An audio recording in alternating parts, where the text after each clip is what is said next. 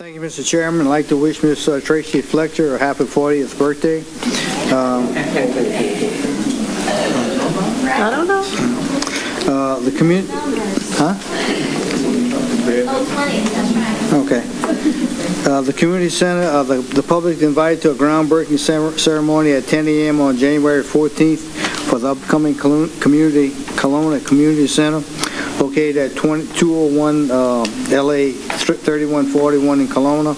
We're looking forward to this project, which would focus on the development and delivery of programs and services that support the educational, social, and personal development of the area's youth.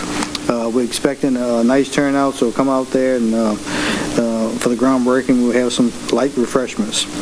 RSVP is sponsoring a book drive for the Martin Luther King Day program.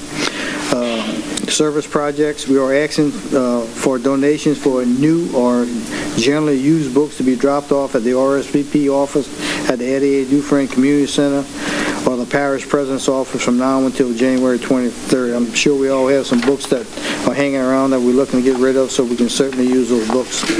The St. Rose Community Center, thanks to a few companies who decided to offer Christmas cheers to the St. Rose Community Center, Momentum Specialty Chemicals in Norco recently donated 4 new computers and 2 new all-in-one printers to the St. Rose Community Center for the use of the patrons. We certainly appreciate that.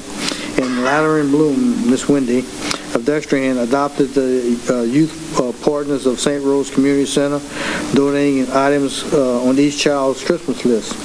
Winn-Dixie of Dextrahan graciously donated a gift card to help purchase food for the community center and a Polar Bear Express breakfast event. And that concludes my report, Mr. Chairman. Thank you, Ms. St. Pierre. Any questions from the council?